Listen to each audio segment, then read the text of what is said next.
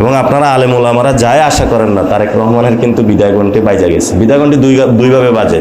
একটা হলো মানে যে ক্ষমতা আজকে ছাইড়া দিছে, আর একটা হলো কাল থেকে সে অস্ত্র ধরে। উনি ডিলেজিটিমাইজ হয়ে গিয়েছে, এখন যা করবে অস্ত্রের মুখে করবে। তো এটা এক ধরনের পতন। এটা যতটুকু হবে উনি তত এখন জনগণের সম্মুখে দাঁড়াবে। শুধু হাটাজারি কেন্দ্রিক নয়, ঢাকাতেও স্ট্রং জোন বানাইতে হবে। হাটাজারি তো ওটা একটা বাংলাদেশের ব্যবসায়িক নগরী চট্টগ্রাম, এটা ঢাকাতে কিন্তু ওইভাবে এখন স্ট্রং হইতেছে না। আবার স্ট্রং যিনি হয়েছেন উনি আবার 11 দলীয় জোটে আছেন, আবার কেউ হলো মানে সব মিলে কেমন যেন হয়ে গেল আর। আশা করি যে ইঙ্গিতে আপনারা বুঝছেন। এবং তারেক রহমানের পতন হবে। এখন তারেক রহমানের পরে কি জামাত আসবে, কে আসবে সেটা দেখার দরকার নাই। জালেম যখন হবে তাকে ফালাইয়া দিতে হবে। তো গতকালকে আমি হেফাজতকে যে কথাটা বলেছিলাম, হেফাজতের সম্মানিত মুরব্বীদেরকে, আপনারা একটু দায়িত্ব নেন না সবাইকে। ওই সময় আপনারা একটা দায়িত্ব নিয়েছিলেন শাপলার চত্বরের সময়, সবাই এক ছাতার নিচে চলে এসেছিল। আপনারা ওই জায়গায় দায়িত্ব নেন। এখন দেখি মসজিদের ইমাম নিয়েও ঝামেলা হচ্ছে বিভিন্ন জায়গায়। কওমির নিয়োগ হবে নাকি সুন্নির নিয়োগ হবে নাকি জামাতের নিয়োগ হবে, এটা নিয়ে বিশাল দেখি ধাক্কাধাক্কি চলতেছে। এখন আপনারা একটা বসে হলে ভাগ করে নেন পুরা বাংলাদেশের সবগুলা মসজিদ, আর যদি না হয় তাহলে যেটা সত্য পথ ওইভাবে হলো নিজেদের এস্টাবলিশ করে নেন। আমরা আপনাদের সন্তান, আপনারা আমাদের শিক্ষক। আমরা আপনাদের সন্তান, শিক্ষক হয়ে এখনো আপনাদের শিক্ষালয়ে যেতে আগ্রহী, আপনাদের থেকে শিক্ষা নিতে আগ্রহী। আপনারা যেভাবে বলবেন আমরা এখনো চলবো।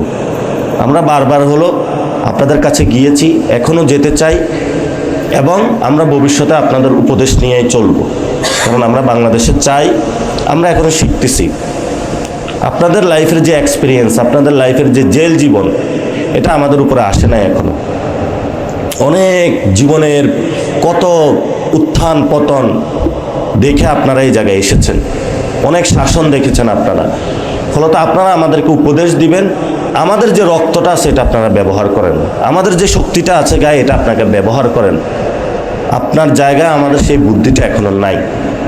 এই জন্য আমরা আস্তে আস্তে একটু চলার চেষ্টা করি, কোন জমে ঠাস করে হলে পড়ে যায়।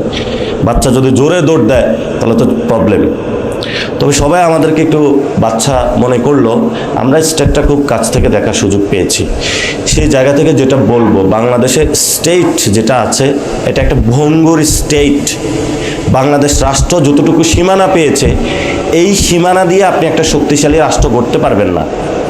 এটা লাইক দ্যাট, আপনি একটা ঘর বানাইছেন, বাথরুম নাই, ছাদে ওঠার জায়গা নাই, বারান্দা নাই, কোনো কিছু নাই, জাস্ট কতগুলা পিলার দিয়ে আছে। বাংলাদেশ রাষ্ট্রের যে সীমানা যতটুকু পেয়েছি, ওই সময় যে জয় বাংলা স্লোগান ছিল, ইন্দিরা গান্ধী বলছিল যে মুজিব থামো, এতটুকু পর্যন্ত সীমানায়, নাহলে কিন্তু তোমাকে করলে খালাস করে দিব। মুজিব সেখানে হলো পদানত হয়ে গেছে, সিজদা দিয়ে দিছে। এবং সেই সময় কালীন থেকে জয় বাংলা স্লোগান আর বাঙালির নাই, এটা ভারত নিয়ে গিয়েছে। এখনো আমরা বলি ঢাকা থেকে সম্ভব। এখন আপনারা বলবেন দেখেন আমাদের সাথে এখানে সম্পর্ক আছে। আমি যদি তরিকতার লাইনে যাই, ফুরফুরা শরীফের সাথে এখনো কিন্তু ভারতে আছে। আমাদের সেখান থেকে হিস্টোরিক্যাল যদি আমরা কমিদার আছে, দেওবন্দি ওইখানে আছে, দেওবন্দ মার্কাজ থেকে পুরা বিশ্ব এখানে চালাচ্ছে।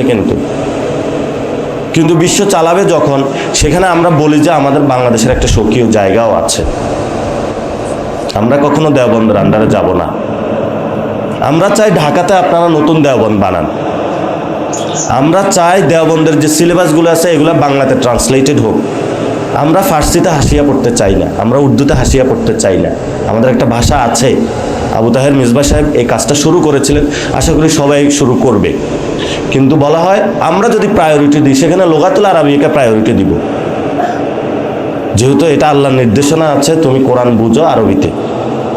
আমি কোরআন বুঝতে উর্দুতে যাব না, ফার্সিতেও যাব না।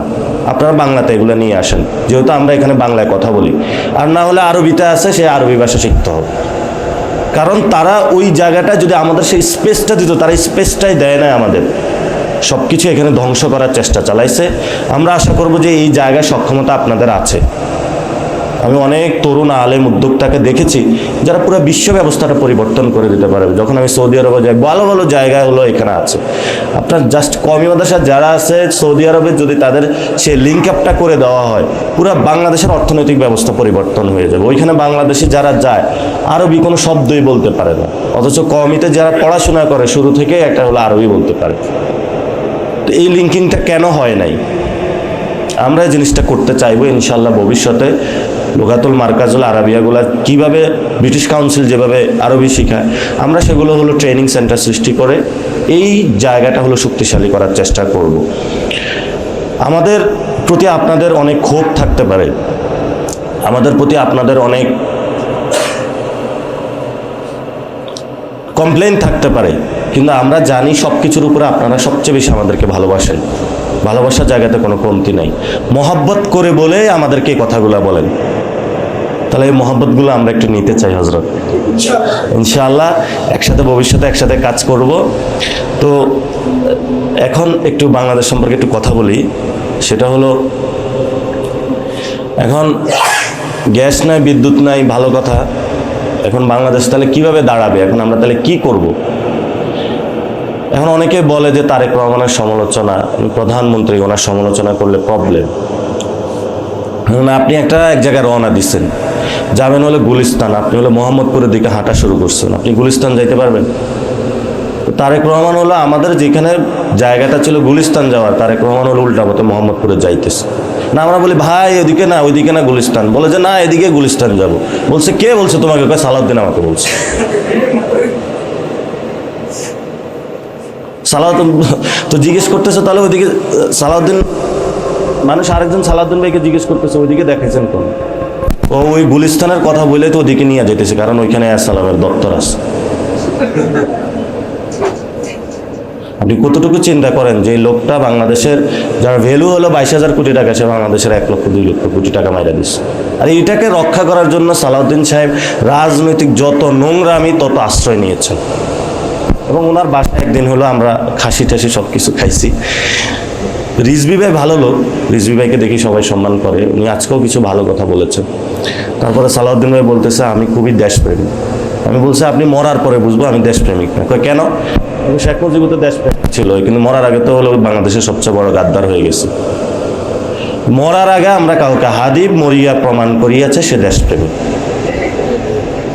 ফলত সালাউদ্দিন ভাইয়ের যে ইভেন্ট যে অ্যাক্টিভিটিসগুলা, এগুলো কোনো পেট্রিয়টে যায় না, এগুলো হলো বাংলাদেশ বিরোধী উনি কার্যক্রম করতেছে।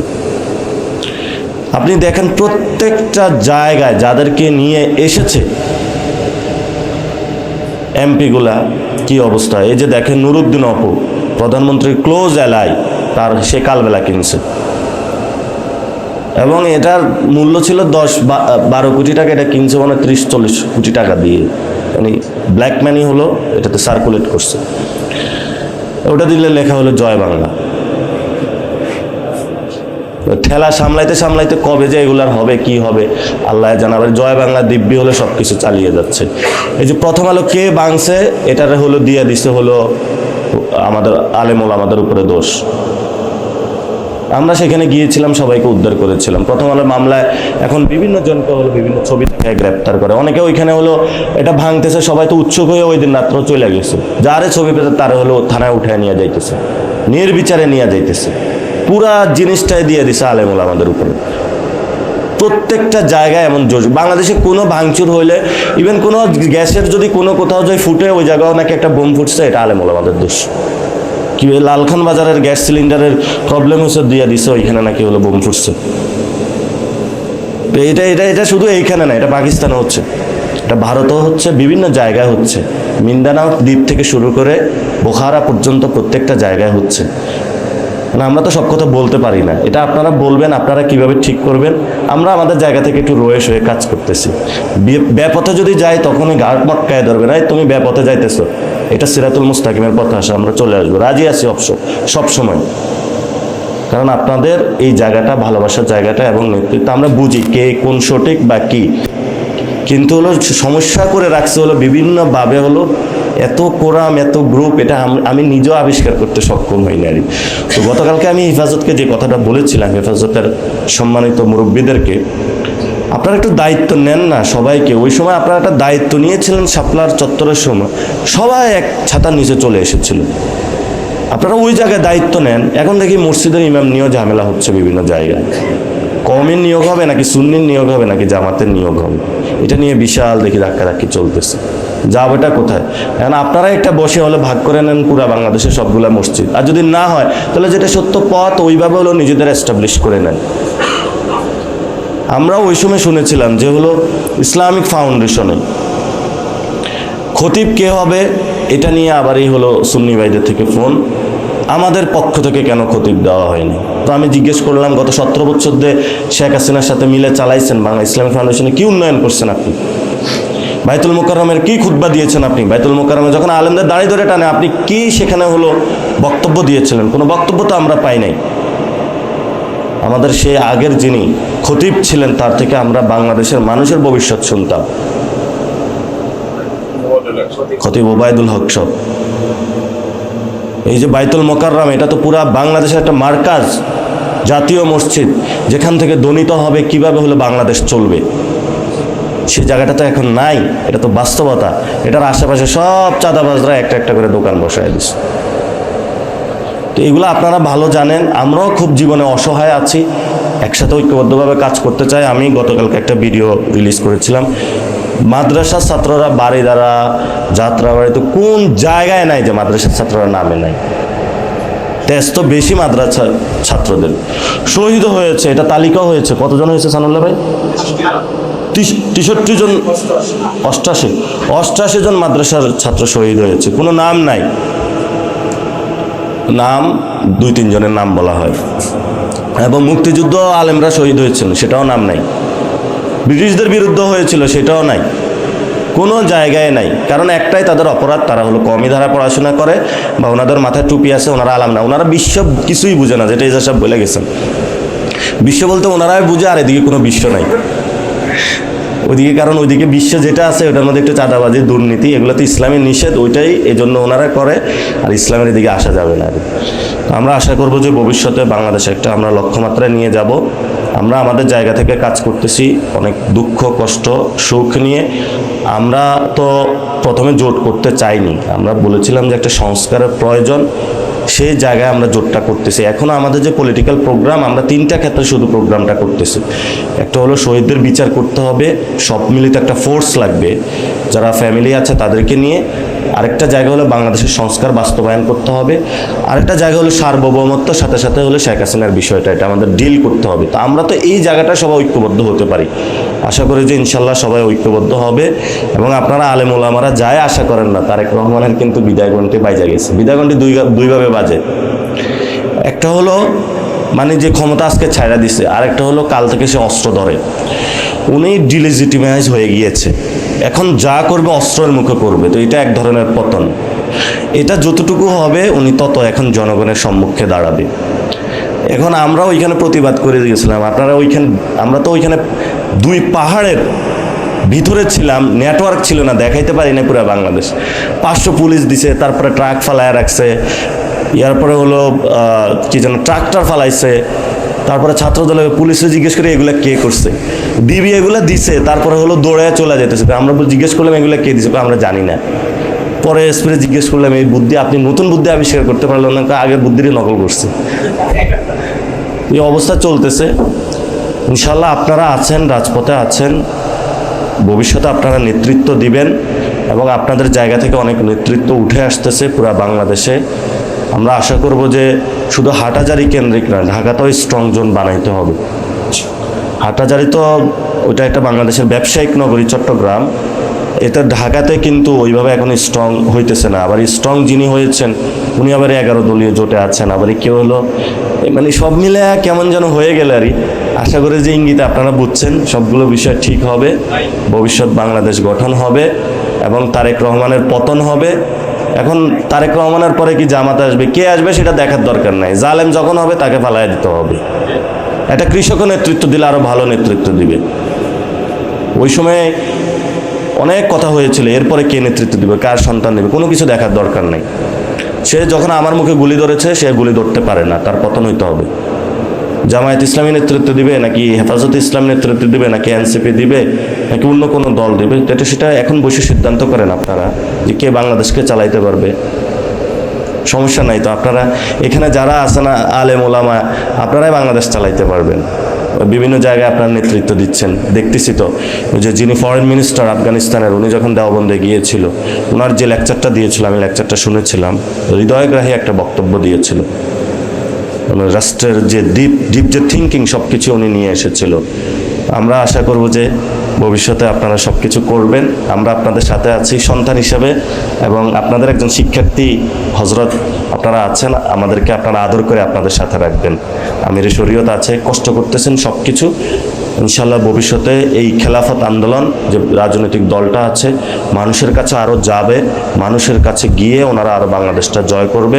ভারত বাংলাদেশ চলমান যে পরিস্থিতি, চতুর্দিকে আলাপ আলোচনা, বৈঠকের পর বৈঠক, এই কর্মকাণ্ডগুলো যখন চলছে, রয়ের প্রধান বাংলাদেশ সফর করে যাচ্ছেন। রয়ের প্রধান কেন বাংলাদেশ সফর করলেন সেটা নিয়ে বিস্তর গবেষণা, আলাপ আলোচনা চলছে। বিভিন্ন দিকে ছড়িয়ে পড়ছে বাংলাদেশে তাদের মানে কার্যক্রম পরিচালনার জন্য অফিস করতে চাই, বাংলাদেশ সেই অনুমতি দিচ্ছে না। এবং প্রধানমন্ত্রীর উপদেষ্টা ডাক্তার জাহিদ তিনি বলছেন যে আগের সরকারের মতো, ফ্যাসিস্টের মতো অন্য কোনো দেশের কোনো বাহিনীর কর্মকাণ্ড বাংলাদেশে চলতে দেয়া হবে না। তার মানে পরিষ্কার ব্যাপারগুলো চলছে। এই ব্যাপারগুলো যখন চলছে তখন ভারতের পররাষ্ট্র মন্ত্রণালয় থেকে আবারও নতুন খবর এসেছে, যেদিন কিনা আমরা দেখছি নরেন্দ্র মোদী সাক্ষাৎ করছেন, মানে সাক্ষাৎ দিচ্ছেন দীনেশ ত্রিবেদীর, এবং তাদের মধ্যে আলোচনা হচ্ছে বাংলাদেশকে নিয়ে। চলুন একটু ভারতের পররাষ্ট্র মন্ত্রণালয় তারেক রহমানের ভারত সফর নিয়ে কি মন্তব্য করছে, সাথে শেখ হাসিনাকে ফেরত দেওয়া কিংবা ওসমান হাদির আসামিরা তাদেরকে ফেরত দেওয়ার ব্যাপারে কি বলছে, নতুন কোনো অগ্রগতি আছে কিনা, এবং ভারতের পররাষ্ট্র মন্ত্রণালয়ের এই বক্তব্যে আমরা কি ধরনের সিদ্ধান্তে উপনীত হতে পারি। থাকবেন পলিটিক্স টিভির নিয়মিত আয়োজন। দর্শক, বলছিলাম তারেক রহমান আমাদের প্রধানমন্ত্রী, তিনি কি ভারত সফরে যাচ্ছেন? 11 তারিখে প্রধানমন্ত্রীর উপদেষ্টার যে বক্তব্য, সেই উপদেষ্টার বক্তব্যে এটা স্পষ্ট যে তারেক রহমান ভারত সফরে যাচ্ছেন, কিন্তু এই ব্যাপারে ভারত একটি শব্দ বলতে চাইছে না। ভারত শুধু বলছে যে আমরা আমন্ত্রণ জানিয়েছি, এই ব্যাপারে কোনো বক্তব্য নেই। তার মানে ভারত এখনো মুখ খুলতে চাইছে না। এই যে মুখ খুলতে না চাওয়া, এটা খুব একটা ভালো লক্ষণ নয়। কি বলছে গণমাধ্যম? বিডি নিউজ 24-এর এই শিরোনামটা দেখলেই বুঝতে পারবেন। সেখানে বলা হচ্ছে তারেক রহমান কি ভারতে আসছেন, আপডেট থাকলে জানাবে দিল্লি। ওই প্রশ্নের উত্তরে পররাষ্ট্র মন্ত্রণালয় জানিয়েছে কোনো আপডেট যদি থাকে তখন জানাবে, এখন কোনো কিছু বক্তব্য দেওয়ার নেই। বলা হচ্ছে যে প্রধানমন্ত্রী তারেক রহমান ভারতে অনুষ্ঠেয় ব্রিক্স শীর্ষ সম্মেলনে থাকছেন কিনা সেই প্রশ্নে হ্যাঁ বা না কোনো উত্তর দেয়নি দিল্লি। বরং এ বিষয়ে কোনো হালনাগাদ তথ্য থাকলে জানিয়ে দেওয়া হবে বলে মন্তব্য করেছেন দেশটির পররাষ্ট্র মন্ত্রণালয়ের মুখপাত্র রণধীর জয়সওয়াল। নয়াদিল্লিতে মঙ্গলবার সাপ্তাহিক ব্রিফিংয়ে প্রধানমন্ত্রীর ভারত সফরের পাশাপাশি শেখ হাসিনার প্রত্যর্পণ, হাদি হত্যা মামলার আসামিদের ফিরিয়ে দেওয়া ও প্রধানের সঙ্গে তারেক রহমানের বৈঠকের প্রসঙ্গেও জানতে চান সাংবাদিকরা প্রধানের সঙ্গে আমাদের প্রধানমন্ত্রী তারেক রহমানের বৈঠক ব্যাপারে জানতে চাইছে। তার মানে কি প্রধান আমাদের প্রধানমন্ত্রীর প্রতিরক্ষা উপদেষ্টা এবং স্বরাষ্ট্রমন্ত্রীর সঙ্গেই শুধু না, আমাদের প্রধানমন্ত্রীর সঙ্গেও দেখা করেছেন, যে খবরটা একেবারে ব্ল্যাক আউট হয়ে গেছে। আমরা জানি না কি হচ্ছে। প্রধানমন্ত্রী ভারত সফর নিয়ে জয়সওয়াল বলেন, আমরা এর আগে গেল ফেব্রুয়ারিতে বাংলাদেশের প্রধানমন্ত্রীকে ভারত সফরের আমন্ত্রণ জানিয়েছিলাম। পরিষ্কার কথা, আমরা ফেব্রুয়ারিতেই, অর্থাৎ সরকার যখন শপথ নেয় তখনই কিন্তু ভারত আমন্ত্রণ জানিয়ে রেখেছে। এরপর ব্রিক্স শীর্ষ সম্মেলনের জন্য তাকে আমন্ত্রণ জানানো হয়েছে, দুটো আমন্ত্রণ। এসব আমন্ত্রণের বিষয়ে কোনো হালনাগাদ তথ্য পাওয়া গেলে তা জানিয়ে দেয়া হবে। এই ব্যাপারে আর কোনো মন্তব্য করতে চাননি তিনি। ঢাকায় তারেক রহমানের সঙ্গে সৌজন্য সাক্ষাৎ করে দীনেশ ত্রিবেদী ছুটে গিয়েছিলেন দিল্লিতে, এবং মঙ্গলবার তিনি প্রধানমন্ত্রী নরেন্দ্র মোদীর সঙ্গে মিটিংও করেছেন। এই মিটিংগুলো কি বার্তা দিচ্ছে সেটাও একটা বড় ব্যাপার। জয়সওয়ালের কাছে তারেক রহমানের সঙ্গে দীনেশ ত্রিবেদীর যে সাক্ষাৎ, সেই সাক্ষাৎ নিয়ে প্রশ্ন করেন এক সাংবাদিক। জবাবে তিনি বলেন, সাক্ষাতে উভয় পক্ষ অভিন্ন স্বার্থ সংশ্লিষ্ট বিষয়ে আলোচনা করেছেন। ডিসেম্বরে দেশে ফেরার ঘোষণা দিয়েছেন। মানবতা বিরোধী অপরাধের দায়ে মৃত্যুদণ্ডের রায় মাথায় নিয়ে ভারতে থাকা ক্ষমতাচ্যুত প্রধানমন্ত্রী শেখ হাসিনা। তবে এই ঘোষণার পর জয়সওয়াল প্রায় প্রতিটি সাপ্তাহিক ব্রিফিংয়ে শেখ হাসিনার প্রত্যর্পণ নিয়ে দিল্লির মনোভাব জানতে যখন সাংবাদিকরা চেয়েছেন তখন কৌশলে এড়িয়ে গেছেন। এবারও তিনি কৌশলেই এড়িয়ে গেছেন, বলেছেন এটা আইনি ব্যাপার, এগুলো আইনি দিক খতিয়ে দেখা হচ্ছে, এই ব্যাপারে নতুন কোনো তথ্য নেই। শেখ হাসিনার প্রত্যর্পণ বিষয়ে জানতে চাইলে সেই প্রশ্ন করেন। এ বিষয়ে ভারতের অবস্থান স্পষ্ট, ভারতের নিজস্ব প্রতিষ্ঠিত প্রক্রিয়ায় বিষয়টি খতিয়ে দেখা হচ্ছে। একেবারে স্পষ্ট, আরেকটু স্পষ্ট বার্তা দিলেন, অর্থাৎ ভারতের নিজস্ব প্রক্রিয়ায় ব্যাপারটা খতিয়ে দেখা হচ্ছে। এরপরে আসে ওসমান হাদির হত্যাকাণ্ডে জড়িত সন্দেহে যে দুইজনকে গ্রেপ্তার করা হয়েছে ভারতে, তাদের প্রসঙ্গ, তাদেরকে কি ফেরত দেওয়া হচ্ছে সেটাও জয়সওয়াল বলেছেন যে এটারও আইনি দিক পর্যালোচনা করে দেখা হচ্ছে, এর বেশি কিছুই জানাতে চাননি তিনি। এই যে জানাতে না চাওয়া, কেউ কোনো সাংবাদিক, খুবই সেন্সিটিভ তথ্য একটা দিয়ে শেষ করি, কোনো সাংবাদিক সামাজিক যোগাযোগ মাধ্যমে কিংবা তাদের প্ল্যাটফর্মে এরকম বক্তব্য দেওয়ারও চেষ্টা করছেন।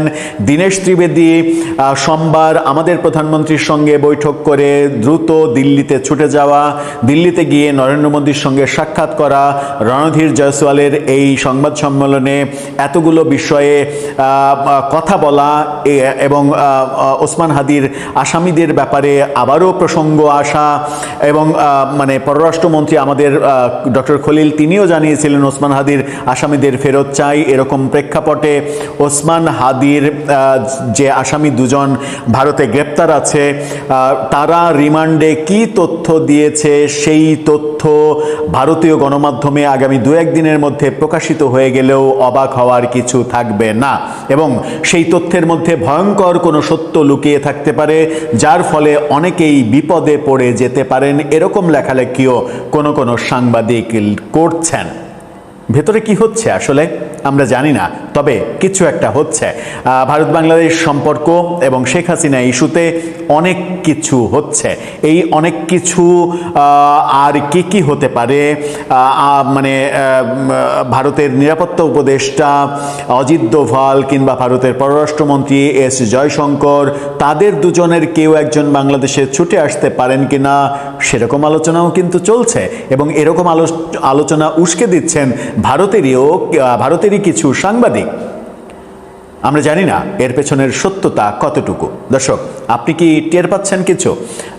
আপনার মন্তব্য জানিয়ে লিখতে পারেন আমাদের কমেন্ট বক্সে।